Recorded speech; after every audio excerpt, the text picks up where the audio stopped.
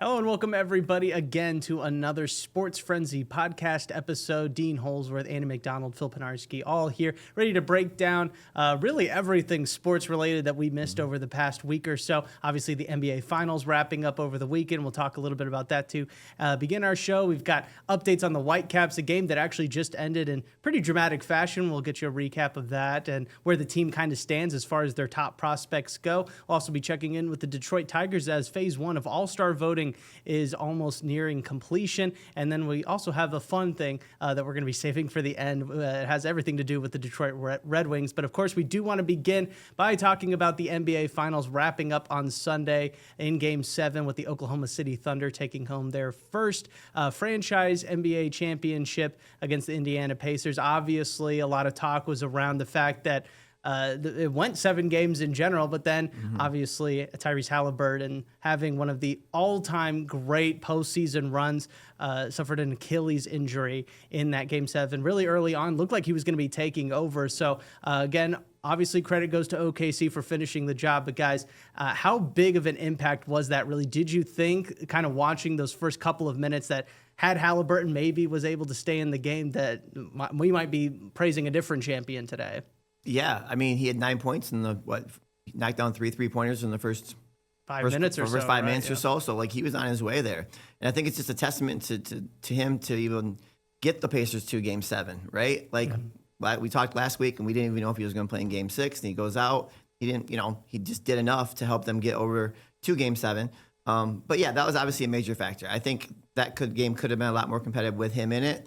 Obviously, his teammates did the best that they could, but obviously that was a factor in them losing. But, we talked about, I think the better team did win that series, but, what a great run by the Pacers. Yeah, no, you can't argue that. I think if Halliburton stays in the game, it's obviously going to be a little bit closer towards the end, especially when he's starting that hot. I mean, does he go 3 for 4, every single quarter from 3? Right. I don't think so. But, I mean, I think that it definitely would have been a better game. But, yeah, Thunder aren't going to apologize for what happened. I mean, they did it with the way they've done it all year, with their defense kind of suffocating you in the third quarter. They outscored them 34-20. I mean, that's what they've been able to do all year, and they kind of did it their way to finish the job. So, yeah, I think it definitely could have been a better game. That's going to be one of the – I mean, if you were to ask me in 15 years, if I were to look back, like, on this game and what I would remember about this series, it's always going to be Halliburton. That's going to be the first thing you think about. It's going to be, what if he played? So, It kind of sucks in that way, just because it was a great, between two smaller market teams, like a great series all the way through. And unfortunately, the Pacers weren't able to get it done, but OKC and SGA, like what an awesome story for him too, with the MVP of the finals, the MVP in the regular season, led scoring, just awesome story for him too. So yeah, it was a lot of fun to watch, but we wish we could have seen one of the better players in the game out there still. Right. Now, and I'll give myself a half point because I did say that this would go 7 games. Now I picked Indiana to win, but Andy, you said. I said the Thunder in 5, I believe. So so you're also we're all tied half points around. Yeah. So it was going to go to either one of those. I didn't think it would go to Game 7. I kind of thought they'd take care of business, but anytime that the Pacers were getting down, the game was never over. It just was. Right. It was kind of a surprise, honestly, in that game to me in Game 7. Like, I watched the whole second half. It was kind of a surprise that they never really did get back, and I just kept waiting for it to happen. So yeah. Yeah, no, definitely a very sad way to end that. But, I mean, again, credit goes out to OKC for finishing the job. And that's kind of what I want to get into now, because we can sit here and act like Halliburton was in the game. Maybe it would have been a different story. But either way, we're still talking about the 2025 champion OKC Thunder. Another young team. Did it through the draft a lot. Savvy trades, getting SGA before he was SGA, and then seeing him kind of blossom into this star and one of the arguably top guys in the entire league. I mean, as far as this season goes for Oklahoma City, I mean, would you rank this in one of the top seasons of all time? I mean, best record in the NBA, dominant really through most of the playoffs up until the finals, and even then, in the games that they won, they kind of handled it a little bit better. And then, having Jalen Williams blossom out, SGA, like Andy said, winning all the awards. I mean, is this an all-time season that we saw from the Thunder this year? Go ahead. Yeah, I think. To me, statistically, it has to be. I just don't think that people will look at it that way because of who they are and who's on their team. I think that's kind of one part that's like a little unfair to them is just like, I mean, like Golden State, if how many years ago was that now? I'm dating myself. But when they had their season where they won 80 whatever games, and they had Steph Curry and Klay Thompson and all these fun players, people pay attention to that a lot more. I think that the Thunder kind of just, with the star who does everything statistically, not kind of in like a flashy way, and SGA, it's like they kind of just did it their way the whole time, and that's not the flashy numbers that people want to see. And then it's against the Pacers in the finals, so it's not like people were like would have called maybe the Pacers the biggest upset of all time if they had gotten the job done. I still think the Pistons beating the Lakers with who they had on that team was a bigger upset, but like I think that would have been the only way that people would have really looked at this series as like being any different. But when it comes to OKC's season, I just don't understand how, like, as an NBA fan, you can't, like, from all the numbers and all the stats and everything they put up all year, especially with just wins and losses, how can't you look at it in a way where it was one of the best seasons of all time? Mm-hmm. Yeah, I also think, like, OKC didn't get a lot of respect going into the postseason, right? Like, despite the fact that they had the best record, they were young, and so, like, was this going to be a team that was going to find a way to win and win the close games and win the tough ones and be able to get over the hump? And obviously they did that. But so I don't think that this team is going to be coined as like a great team right now. But I think the job that they did to kind of gain some respect throughout the league is like, hey, this young team went out and, obviously, let's say they played the Celtics or the Cavs. Like, things could have been different. But, in the postseason, anything can happen. And OKC kind of did what they needed to do, by getting contributions from others other than SGA. Obviously, he was the focal point. But they just did a really nice job of winning the games that they needed to win, not panicking when they lost the first game of the finals, and they just did what they had to do to get the win. Yeah, for sure. I mean, like Jalen Williams getting 40 in Game 5 was huge. Yeah. And, like they had guys like Dort making big moments. Chet Holmgren had it bag Game 5 and 6, but 7 he ends up, I think it was like 18 points. Had a better game. So Caruso stepped up as well. Caruso at times. had a pretty good series. Yeah. Like, I mean, it's awesome to see him get another one. It's just like they had all these guys that if you were to ask anybody, like like an average NBA fan, who the starting five was in this team, I bet more than 50% couldn't tell you who it was. Yep. Right. Yeah, no, and again, it is kind of just a little sad. We're giving them plenty of credit here, but I feel like people, again, are focusing more so on Indiana, and maybe even rightfully so. They had an incredible, probably, I'm going to say it for my money, the craziest finals run I've ever seen in my lifetime.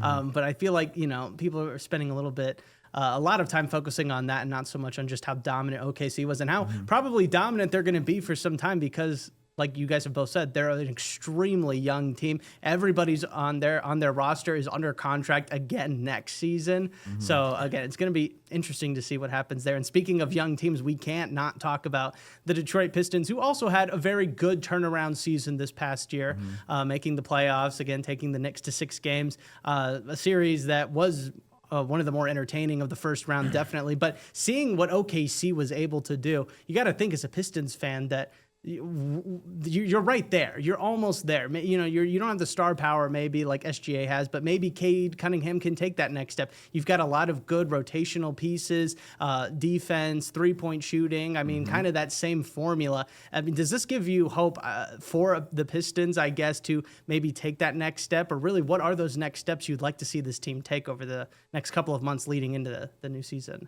Yeah, I think there's a lot of similarities between Oklahoma City and the Pistons, right? Like you said, Phil, you hit on a lot of things, right? Young core, played really good defense this year. Star power, like Cade Cunningham, I think can emerge and blossom into an SGA in the coming years. But yeah, I don't think they were too far off. If you look at the Pacers making, the Pistons weren't too far off of being a team that can compete for an Eastern Conference championship. And I think you're going to see that next year. They're going to keep the young core together. You're going to have Jaden Ivey coming back. Beasley wants to stay in Detroit. I've heard Tim Hardaway wants to come back. So add a couple little pieces there, but they're not too far away in my eyes, competing for an NBA championship in the future. Will you have to contend with Oklahoma City for the next few years? Probably 4 or 5 years, of course, right? Those guys, like we said, those guys are young. They're going to continue to get better, and now they're going to be the team that you have to go chase. Yeah, I think that they do have a lot of similarities to OKC right now. I think when you look at the series against the Knicks, I still think that was a series the Pistons could have won. I mean, maybe call me a homer, but I just think with the way that they were in every single game and it was that close, who knows? They could have been playing the next round and who knows how far they could have went. So when you look at it with some of these big injuries that, the other teams have had around, I mean, Halliburton obviously just has the huge injury. Dame has the big injury. Tatum has the huge injury as well. So all three of them are going to be out for a significant amount of time. If you're the Pistons, you're should be coming back pretty much healthy, the same team that you had last year right out of the gate. It's kind of hard to argue that maybe right now is like the time to go for it. It's just kind of like, do you want to build it the way that the Thunder have done it, where they stuck with a lot of their guys and just kind of did through the draft? I mean, obviously, I think Jaden Ivey's like the biggest question right now for the Pistons because he didn't get to play a full season, but he seems like a guy that can average over 20 points a game. But can he do the other things that they need to help? Obviously, they have other pieces too, that like Tim Hardaway. Are they going to keep him around? You know, it comes to Tobias Harris. He was pretty passionate during the playoffs and played pretty good. But there's times during the season where I think a lot of Pistons fans would have been like, if he's gone, it might not matter. So it's hard to say like what pieces they need to bring back to do it the correct way. But I guess it's like also kind of begs the question, like, do they really need to go for that big second player to play with K? Like, how big does that person need to be, I guess, is what I'm wondering. I don't think they need to. Like Oklahoma City showed that they can win with obviously one star, right? Like we've seen these teams like building and trying to get these big three, and that hasn't really worked. Phoenix, just go to Phoenix for example, right? Now Durant's in Houston, right? So like you don't need, I think, 2 or 3 star players. You just need a team with good chemistry that's able to build together and grow together. And I think I listened to Trajan Landon say, you know, they're just going to work on getting better in the offseason, right? Yeah. So they can continue to you know, have success and build upon what they did this past year. I think that's the right comment in any situation. But I guess like what I want to ask you is like, so okay, it probably won't happen. But say Giannis was on the table, like how would you? Obviously, you'd probably want him to be on your team, but like how much would you be willing to give up? I guess like a few first round picks and like a core piece like a Jaden Ivey and I don't know, like maybe a Tim Hardaway or Tobias Harris or somebody else they could throw in there. Like what pieces would you be willing to give up to get a player like of that caliber, I guess? I saw some of the mock trades, right? I think it had Jaden Ivey in there, Isaiah Stewart, and a couple of first rounders. Okay. Maybe I think Ron Holland was in there as well, right? So yeah, you're giving up some young talent to get Giannis.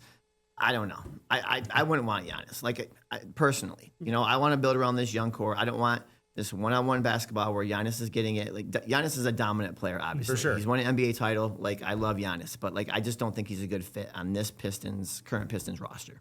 Yeah. I mean, here's my only caveat to that is that like Andy had said, there are a lot of guys in the East that are out for a majority of next season, probably. I mean, Halliburton tears his Achilles in the final game of the entire NBA season. Who knows when he's actually going to be back? Who knows how Indiana is going to bounce back? Obviously, TJ McConnell playing well, but you got Giannis, a potential, again, on the trade block. Dame is out. Jason Tatum is out. You're seeing Boston kind of give away a lot of their guys right now to kind of just be ready for when Tatum does come back, probably the season after this upcoming season. Yeah, they're kind of just tossing this one away. Yeah. And you saw Orlando obviously restock. You know, they picked up Desmond Bane, got rid of some other players to kind of make space for him. And Orlando's looking like a good team. But outside of Orlando, all these other top teams are kind of dwindling down. We never know what the 76ers are going to do. So championship window is only so big. So I think it depends on if you want. I feel like if they were to maybe give up the farm and get Giannis, they're probably the favorites to make it out of the East into the finals, I would say. So are you willing to give that up in favor of potentially building it and then maybe in the next 2 or 3 years you're in that same spot and maybe stay there even longer? That's a question that I don't know because, again, those championship windows are so small. Who's to say that this core that they've got right now are going to be together in 3 years? Yeah, I think if you're truly trying to make your team better and Giannis is a reasonable possibility. I mean, there definitely is within reason to that. I think you'd want to go for that, make that move. But like, I don't think even if it's not as big of a player as Giannis, like you just saw a guy like Jordan Poole kind of go yesterday and get taken off the market. That was someone I was maybe thinking about. Just somebody else to play next to Kate. I mean, I've been talking about this since the season ended. They need to get somebody else that can shoot the 3-pointer. But like, how many of those kind of people, like names, are you willing to go get? Maybe not the biggest names out there, but like other like stars, kind of like Kate. Maybe not like every season all-stars, but players that can shoot the ball and play better offensively. Because, yeah, it's hard to argue right now with all the injuries out there that this isn't the season for the Pistons to go do it. Like, we see it all the time in the NBA. You can make quicker jumps to get better when you get the players in your team because the sport where only 5 players starting the floor. So it's hard to imagine that they don't go do something this offseason to kind of make a move. But when you start to think about it, it's like not as many names are out there. Some of them are already getting down. I mean, everybody wanted to talk about Devin Booker. That seems like that's not, there's nothing going on with that anymore either. So yeah, it's it'll be interesting to see who they bring in, but I don't think if you're Langdon that you can just sit around and do nothing this offseason. Who are the untouchables, I guess, on this team that you would not want to see traded outside of Cade probably being number one? Cade's I mean, not gonna, yeah, I Cade, mean, you don't want is there that anybody league. else that you would just, even if it was, I'm trying, is it crazy, but say Shea's on the table, one of the Yeah. best player in the league, arguably right now, or Jokic, somebody like that. Who are the guys you would still not trade? I mean, just the guys you think are Detroit Piston basketball and need to be on this team. If any of those guys are on the table, I mean, I'm giving. Okay, maybe that was a bad example, but like a Giannis, like a Giannis, like what we were saying. But Giannis is a great player too. I mean, to me, I don't really think there is a Piston that's like untouchable besides Cade. To be honest, I think you can make even Jalen Duren. Like, how much better is he really gonna get underneath? Like, is he really gonna develop his game much more than he is right now? Maybe just stays out of a little more foul trouble. Maybe gets a little better offensively, but I don't think he's ever gonna be like a 3-point shooting threat. It's just if you can get one of those stretch fours that can play really well next to Cade, it's hard to argue that you wouldn't give up a lot of people to get it because it just feels like they would still have enough with 2-star players, Cade and whoever the other name player is. Right. I feel like you would be good enough to compete every year to get to the finals. So there's not really a player that I'm worth taking off right now. Yeah, Off the market. Yeah, I'm going to disagree. I would say Jalen Duren. I think he's someone that he's a big man. Doesn't shoot threes, right? But he does all that dirty stuff, right? He's a great rebounder, block shots. He can score around the basket, which he got much better at. So, I just think Jalen Duren is a guy that you can build around. I think that core with Jaden Ivey and Duren and Cade, Isaiah Stewart a little bit. He's a little bit inconsistent for me personally, but that's the core that you kind of build around, and you keep bringing in guys like Beasley and Hardaway, and maybe that kind of changes as far as who you want to bring in. But I think you don't have to change a lot with this group. That's just this core. That's just my opinion. Right. No, I will say it is kind of nice knowing that there are movable pieces, but again, the team is all cohesive together right now. Yep. And again, having that second year under JB Bickerstaff is probably going to be a huge benefit. And again, the East is wide open this year. Who knows what's going to happen? But time will tell. Again, basketball offseason just got started. Already a lot of hectic trades. We're probably going to be hearing a lot more over the next couple of weeks or so. Let's shift back over now because we are still in the heart of baseball season. Got to talk about, of course, the West Michigan Whitecaps. They continue their winning ways. Actually, just a few moments ago at the time of when we're recording this, Kevin McGonigal hit a 2-run single in the top of the ninth to win their latest game, 9-6. Desperately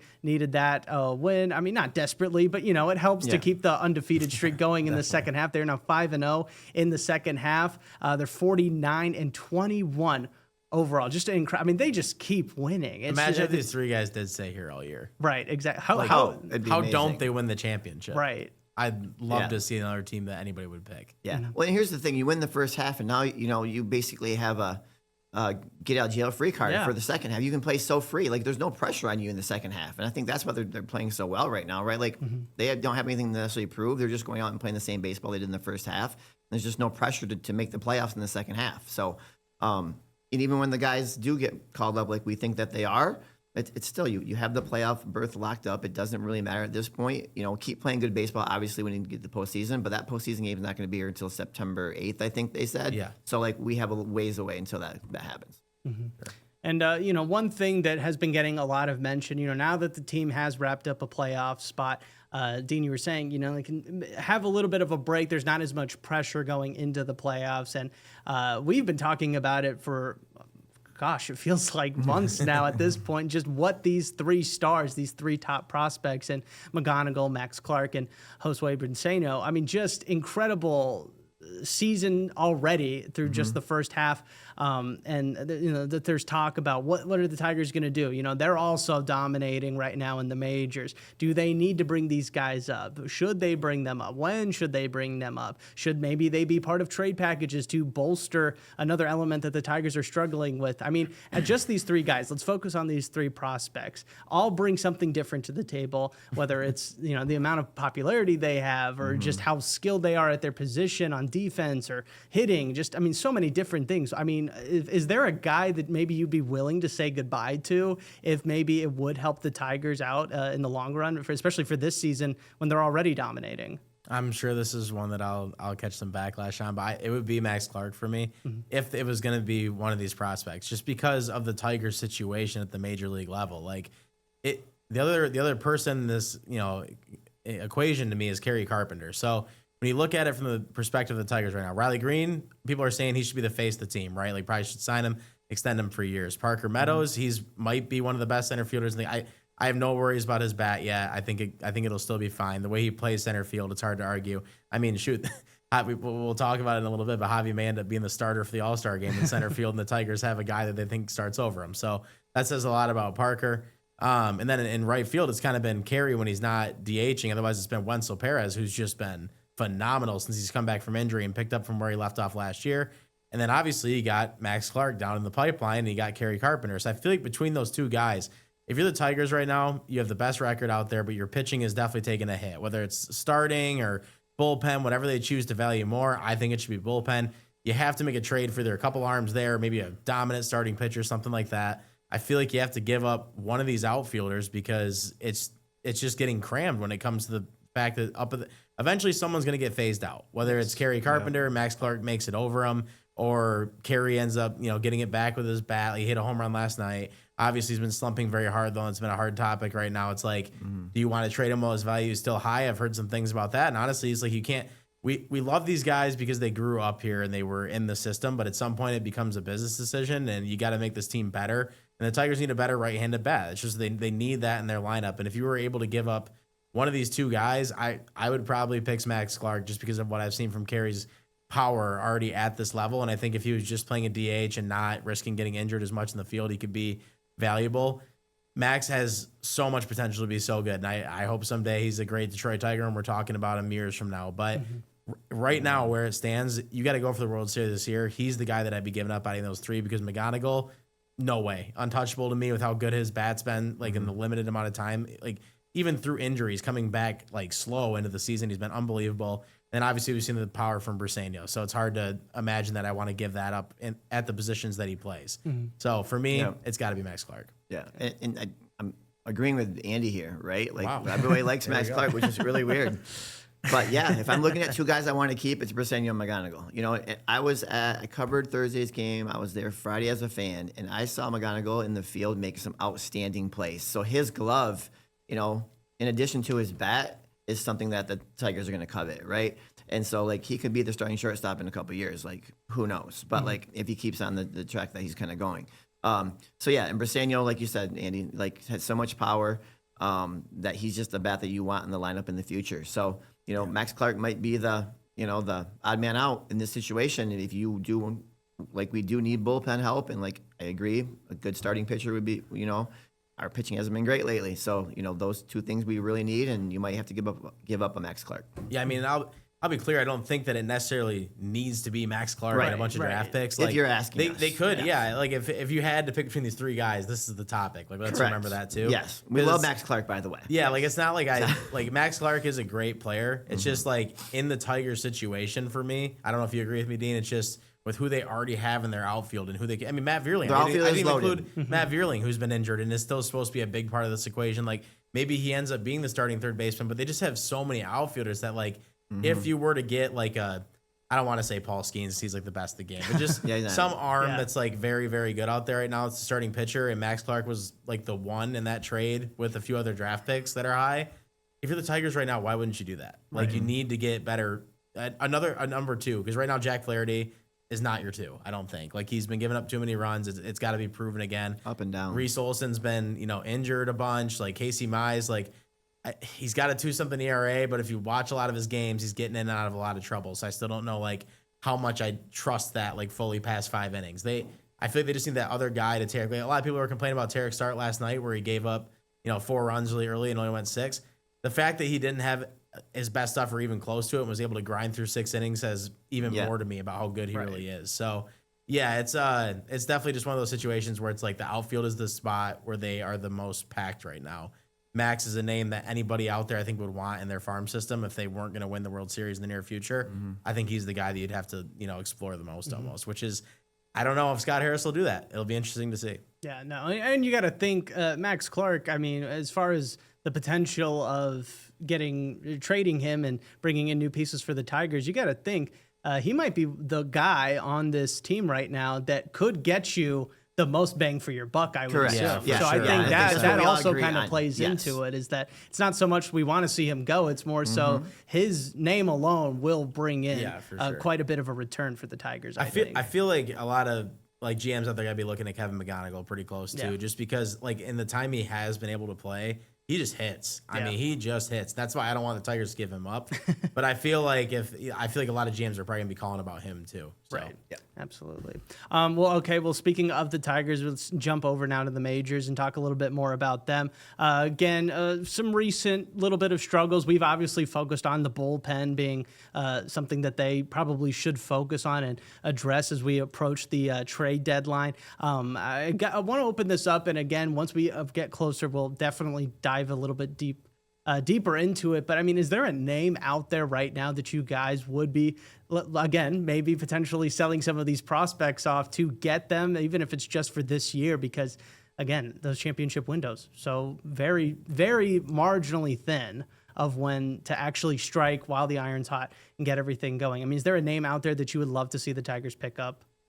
Andy, I go mean, ahead. for me, I think it's got to be at third base, if anything, and it's tough to see a guy like Devers kind of end up having the situation that he just got traded to in San Fran, because that was kind of like, it wasn't necessarily something I was thinking about all the time, but you had to think in the back of your mind at the way Boston went about their offseason that maybe they were thinking about getting rid of him just because they decided to add Alex Bregman and all the drama that went down there. So I'll say that's the guy I've been talking about the whole time, and I don't even know like how much I necessarily want him, but it's Nolan Arenado. I don't know if I would give up a Max Clark for him. I think the one guy that I would give up if he would be willing to play third base is Bo Bichette. I feel like maybe the Blue Jays would start to go away from some of their core and move on from that. Maybe he could play third, or Javi could play third, or whatever they decide to do with that situation. But Bo Bichette's one of those guys that's proven he can hit the ball. He plays a great infield. Like, he is exactly what the Tigers need on that left side of the infield that they don't really have right now.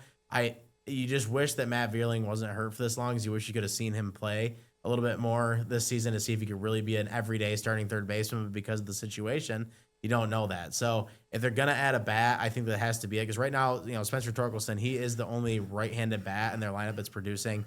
And let's be honest, he's come back down to earth the last month. He's not hitting at the same numbers he is. Like, if you were to ask me if he should make the All-Star game or not right now, I'd probably tell you no, with the way that the last week and a half has went, where he's kind of really started to slump. So yeah, it's for me, it's somebody to be bona fide on that left side of the infield, and those are the two names that I still see. I don't know if I would give up one of those top prospects that we just talked about in Clark, McGonigal, or Briseño for Nolan Arenado, just because of his age and his hitting has dropped a little bit. I think that's one where you just trade like some draft picks and maybe a couple arms that you have in your system. Right. So like a Matt Manning or something like that. If they could give somebody up that doesn't matter as much per se to that situation. So yeah, it'll be interesting to see if they do make a move. I know that Scott basically said that he is going to make a move at this deadline. It's just gonna it's hard to tell what position they're going to be targeting and what they think is going to make them better right now, because obviously pitching's a huge deal too.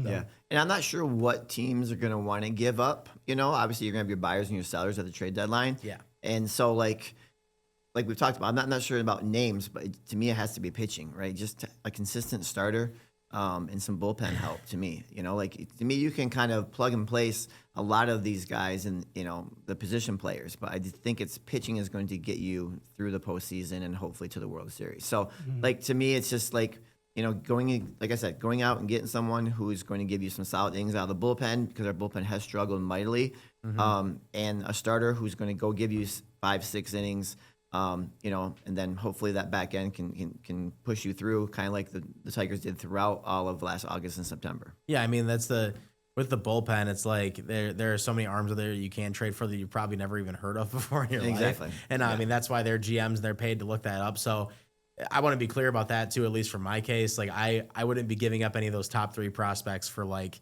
some guy from the Rockies that has a 1.24 ERA right now. Like, you just don't do that. Yeah, I don't think you have to do that either. Yeah, no, they should be able to get. I think the bullpen help is something they should be able to get without having to give up a lot. Like, Agreed. even Chapman's the name that everybody keeps tossing around the deadline that might go somewhere, and obviously that would be awesome at the back end of the Tigers bullpen. But am I willing to give up like one of those guys for just 1 year of Chapman? Probably not. That's not going to guarantee you a World Series by any means. So unless it's a starting pitcher, and it's got to be a good starting pitcher, I don't think I would trade any of those like top 3 guys. But maybe some other people throughout the farm system that are still bigger names that they have down there, I would for a starting pitcher. That's for sure. I mean, just a hypothetical. This is not going to happen. But would you be willing to trade all 3 guys for, say, a Paul Skeens? Would you be willing to part ways with all 3 of them? No. Just because in the future, you got to think about it as.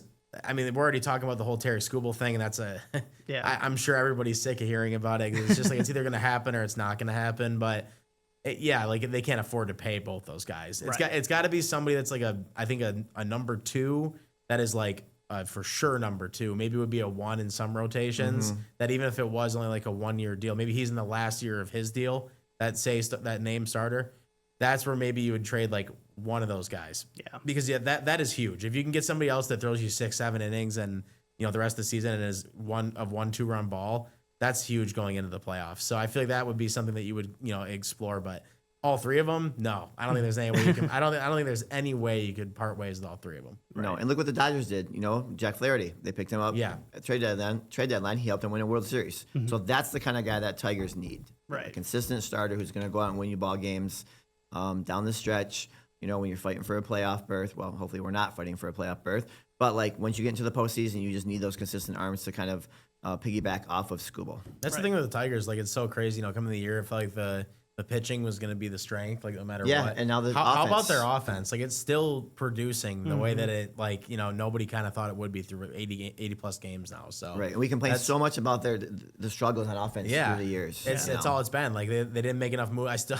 Don't get me wrong. If there's still one thing I wish that they had, it's Alex Bregman. But that's another thing too with like all these big name players and stuff. Like Comerica Park is just one of those parks. Even since bringing the fences in, it's so hard to hit home runs there. It's just a constant topic, and people complain about it.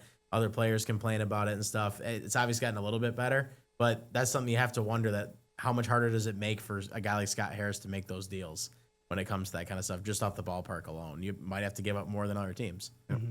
All right, well, let's keep up with the hypotheticals, but shift it to maybe a brighter light, I guess. We're not saying goodbye to any of the guys here. But, of course, we're getting closer and closer to the All-Star game taking place over in Atlanta at the end of next month. We do have some initial voting for the All-Star players right now that have been released. We've got a full article over on our website, woodtv.com, if you want to check that out, kind of see some of the bigger number breakdowns. But phase 1 of the voting is going to be ending on Thursday. Plenty of Tigers still have a chance to get their name called. Gleyber Torres right now still in first place for second baseman in the American League. Riley Green and Javi Baez are both 2 and 3 for outfielders in the American League. I mean, there are a couple of other guys that are in the top 10, top 5 that are competing and could potentially get there. I mean, any of those names, though, that are on the list that you guys would either like to see or maybe a little surprised to see them being maybe a little disrespected or even just, I guess, even getting better numbers. Know who I think is getting disrespected. Yes, we already I got the text we last got night. the text last night. I made sure to send it. Text last night. You're going to get it. As soon as he hit the home run, I knew I was getting a text. No, here's what I want to know. Because it seems to happen every single Tuesday game. Yes. What are you? Are you like in the corner with your voodoo doll? Just I mean, I don't know. Maybe Dylan watches and he's like happy that I'm promoting him. I don't know, but he used to be a Whitecaps. I doubt he remembers who I am. But it's that's my guy now at this point. I mean, seriously, all jokes aside, like how is this guy not an all-star? I mean, he is putting up better numbers than anybody in the AL than Cal Raleigh. Like obviously you can't argue that he's the starter. I mean, the guy can't not hit a home run right now. But it's just the pop time and the way he's been able to throw runners out, his offensive game. I mean, that's my guy. He's getting the disrespect right now. Like that.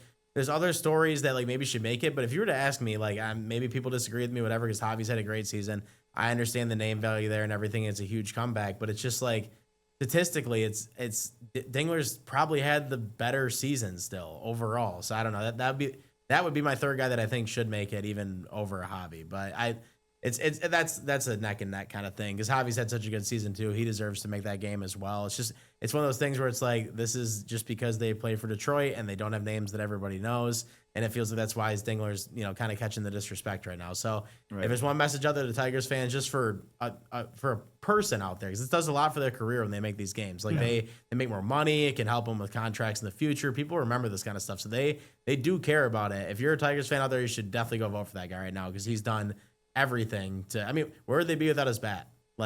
This year, right now, I think he's been absolutely huge, knocking in runs and moving guys around. So yeah, obviously Dylan Dingler, that's my guy that's gotten disrespected. Yeah, and he's been voting for him every single day. I have not. No, every no, single no, vote he has is Andy and his millions of burner emails. Yes. No, Yes. not that crazy about it. But I just think he deserves to make it. That's all. But you're right about the name recognition, right? Like Javi. And obviously Riley Green made the All-Star team last year. So, like, those are the guys that people think about when they vote, right? Yeah. They're not diving into looking at Dylan Dingler and what he's been doing, which has been, tremendous for the Tigers. But, yeah, I don't think there's anybody else I would kind of put into the All-Star, chase right now or to be an All-Star other than the guys who are there right now. Like I said, everybody's playing well and they're consistent. And no one's Torque obviously has been slumping. But you're going to go through those during a 162 game season. So, But yeah, for me, I think we're going to get 5 Detroit Tigers here when it's all said and done. Yeah, I mean, Javi, I just want to his stats: 289, 9 home runs, 36 RBIs, and his OPS 800. I mean, who had that on their bingo card? And by the way, starting in center field. Yes. There is nobody in the world that knew that coming in the season. So I mean, it's a great story. You can't argue that. And obviously you want some of that in the All-Star game, and he's put up the numbers to be an All-Star. So I want to just make sure I don't slight him too hard for anybody out there when I was trying to. What Dingler has done at his position, that's the only reason for me that he's the guy that deserves it. There's some other center fielders out there that probably have comparable numbers to Javi. Right now Dingler is literally the second best catcher in the AL. So I just don't understand how he can't make it. Right. But well, and speaking of name value, I mean, how good of a name is Dylan Dingler? Honestly, you think I think after this season, people will start picking up a little bit more. I think once he gets to the playoffs, if he does anything big there, that's what it'll take. It's just nobody's watching. I mean, the Tigers have been on a lot of stuff. They're about to be on Sunday Night Baseball finally. So maybe if he does something there, Scooble's supposed to be pitching that game, so obviously ESPN is licking their chops about that right now. But it's that's a chance. It's all those national TV games. If he does big things in there, maybe people will see. But he kind of was a prospect that went under the radar. Everybody talks about the Torkelsons, the Greens, all that stuff. He was around at the same time as all them, and he was supposed to be the catcher of the future. And right now he's delivering as that guy. So I want to give a lot of credit to Jake Rogers too. He seems to be taking it pretty well that he's been moved down to the B position at catcher. And it's awesome that you can have a teammate like that comes back and doesn't just crapping the other guy for being good. Absolutely. Yeah. Well, again, All-Star voting is still going on. You still have chances to vote for your favorite Tigers and really all your favorite players. We are going to be bringing you all of the latest from those numbers over on our website, woodtv.com, and we're definitely going to be talking about them as we get closer to the All-Star game here on the Sports Frenzy podcast. I'll be making sure to send more updates. Yes, absolutely. No, every single, like I said, Tuesday nights, I can guarantee it. I'll text from Andy. You guys won't miss the highlights, that's for sure. Absolutely. It's just I have to at this point. Yeah, definitely. It's a meme at this point. We got to talk about it. All right, before we let you guys go, though, we do want to talk about some hockey. The Detroit Red Wings have been teasing something for a long time on social media. They finally unveiled their logo for 100 years of hockey here. Here is the photo right now that they were so excited to share with everybody. Initial thoughts, guys. What do you think this was worth the hype? I thought they were getting Connor McDavid. That's what I thought it was. I thought something really big was going to happen. I'm just kidding. There's no way. Personally, I like it. Yeah. I think it looks pretty cool. Get the Wings coming the 100 and yeah, I don't know. I think it's cool. The one argument I've kind of seen back and forth is if they should have had spokes in the other 0. I don't know. I feel like the front spokes. It looks like an owl a little bit. Hold on. It looks like a one-eyed owl. I see what you mean. You see what I'm saying? I was going to say, that reminds me of when you would get the glasses on New Year's Eve that say 2020 on them and the eyes are the 0. That's what this looks like to me. Yeah, I can kind of see it. You're really digging deep when you think about that. We're really looking at this logo now. Now I'm not going to be able to unsee that now that you said that. Right. Or there's those bug eyes that kind of spring out. Yeah, right. Yeah, for sure. I can see it for sure. I guess I didn't think about it as eyes. I just thought about it as tires because they're the Red Wings. Right. But, at first glance, I don't like dislike the logo. I think the Red Wings have always been a very like classic look, right, with everything that they have. I mean, I do, like this is gonna be the most homer thing about me living in Michigan. I think that it's one of the best logos in sports. This one is just like, I don't know. They didn't really do anything new. They just seemed like they put the, if you remember like the Winter Classic jerseys when they played against Toronto years ago, this is kind of the logo that they brought out then for that. It just reminds me a lot of like those jerseys and it just says 100 through it. So nothing too crazy. I understand like you got to hype stuff up and maybe when you're not making exactly any great moves right now, this is like the most thing that you can hype up. So it's fine to me, but nothing like insane. I don't know. Not going to change anything for this team. Probably. Yeah, no, I don't think the big name free agents are going to sign when they sign. They see the picture, they're like, I got to go to Detroit right now. Yeah, for sure. Hopefully we're talking about something with that soon. Yes. I think is that'd be great if we were talking about something exciting for the Red Wings happening because it just if this is the most exciting thing we're talking about this offseason, we got a lot of problems. Right. That's for sure. No, I mean, hopefully they kind of fall in line with the rest of the Detroit teams and kind of start picking it up because right now, they are kind of all by themselves. I mean, no one would have thought we talked about all the other ones except for the Lions, and we know how good that they've been the past couple of years. So when Stevie Y took over and became the GM, there's nobody that watches all 4 Detroit sports that would have thought that they'd be the team. Right. Like it's crazy. It's crazy to think. The one lagging behind. Yeah. Absolutely. All right. Well, awesome stuff again, guys. I do want to thank you both so much for stopping by. We'll check in with you again next week. We'll hopefully have better all-star numbers to talk about. And again, just really everything going on across Michigan. So we'll see you next time. Thank you, everyone, for watching as well.